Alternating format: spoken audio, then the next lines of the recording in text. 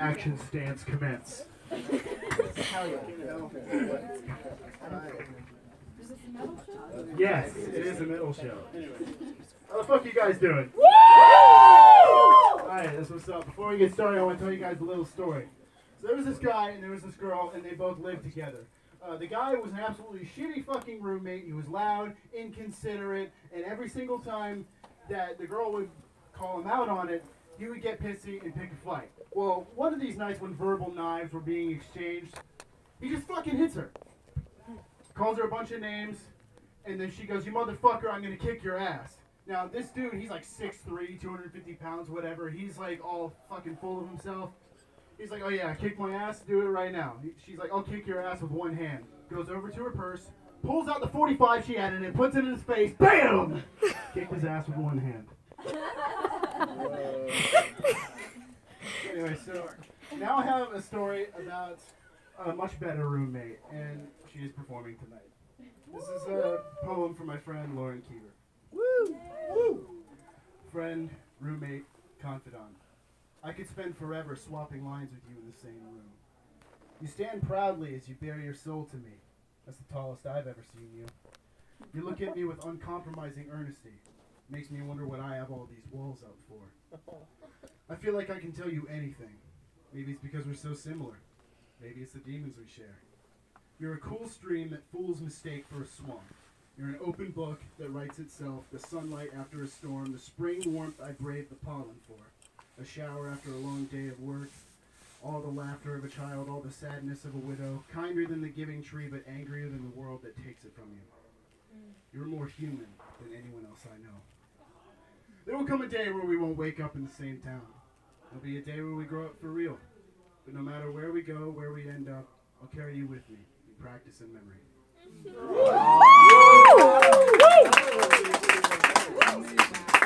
Got another one for you. This is actually about last night, my little escapade from here to Marathon Music Works and back. It's called Downtown. 10 p.m. on a Thursday. It's drizzling and windy out. Lauren and Lexi are at the Subtronics show. I'm parked at a McDonald's waiting on them. It's about time for it all to end, so I'm just waiting for the phone call to pick them up. I'm people watching in the meantime. Tourist traps line Broadway and Elliston. Not kitschy little theme shops. I'm talking chain restaurants, overpriced and out-of-place stores, and dive bars where their legend exceeds their actuality. A group of 4 adults in their 30s walks by. The oldest looking woman in the group is clad in Daisy Dukes and talking to a dude in a shirt that says "Keep Bitchin'" on the back. They start to walk away, and another woman in the group pulls the older woman's shorts down. She has bright pink underwear on and is struggling to pull her pants back up. I can't tell if she's drunk or embarrassed or both. I walk into the 7-Eleven next to the McDonald's, and there's a guy in a camo flak vest pulling security for the place. He has a sidearm and yells to the patrons inside that they better have their ID ready and be scanned when they're buying tobacco or alcohol. God damn it. Meanwhile, inside the McDonald's, the salutatorian of the nearby high school is working the drive-thru. She always thought the best of herself in the world, but it's hard to maintain that when she's getting yelled at through a receiver and by a manager who's so used to the bullshit that he mutated into another form of it. She never thought that she'd ever hate a stranger enough that she wanted to kill them, but when she handed me my sweet tea, she blandly said, "Have a good night." If her expression was a blade, I'd be cut to pieces. I pick up Lauren and Lexi soon after. When I dropped them off, I said, "Terminate with extreme prejudice." They're drunk and blasting Mariah Carey songs. If they aren't singing or yelling at each other, they're thanking me for giving them a ride. It was a good night. This next one I'm going to read is in a book that I'm writing. I think I'm going to call it 20-Yard Fight. You guys can ask me about that later if you want, or not. I don't care. Anyways, it's called The City on Wheels. Car dependence is a hallmark of Music City, with too many hills to comfortably walk, not enough sidewalk for those that need it, and enough asphalt to fill a river, much like the rest of Dixie. These rolling green hills didn't ask to be paved over and raked by jackhammers and drills, so maybe the chore of traversing their unbreakable grade is nature's way of getting back at us.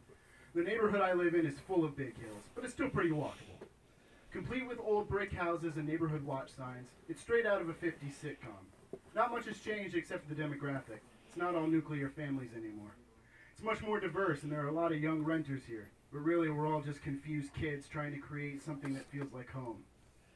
This kid, no older than 2, staring at me as she looked through the storm door of her house as I walked past one of my afternoon strolls, looked somewhat inquisitive, if not afraid. And she has good reason to be, because once you leave the de facto confines of this subdivision, you're greeted with urban decay and human despair in real time. You wonder how long it'll be until you end up homeless, invisible to the world, yet too visible for the police to not harass. There are a lot of homeless people in Nashville. You can see them at all hours of the day. One of those places is the intersection of Harding Place and Nolensville Pike, where I saw a guy juggling for every passerby in the median by the IHOP. I wonder if he ever suspected when he was that girl's age that he'd eventually be outside in the cold and rain, putting on a show for people sheltered away in cars with heaters and radios blasting.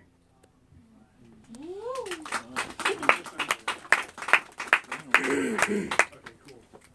Alright, this last one I'm going to read to you guys was last Sunday, and I am just recovering from an upper respiratory infection, and I went to urgent care for it. So this one's aptly called Urgent Care. The urgent waiting room is a dangerous place. Germicide is in the air, and you can practically feel it on your skin. The TV is playing one of those A&E reality shows with forced action sequences and intense music to cover up how shitty they are. In between airings, 30-minute ads for Medicare and insurance repeat themselves over and over again. Maybe it's part of some plan by the companies to age you fast enough where you'll need it by the time you leave. The lady at the front desk is like every other receptionist. Politely miserable. She probably has a loaded gun under the table and will snap any day now. I look around and everyone only looks like someone I think I know. This is my hometown after all. For all I know, everyone here is someone's cousin and current or eventual in-law. The amount of dyed blonde girls with monogram cups and bearded men in Carhartt and net hats don't help that notion either.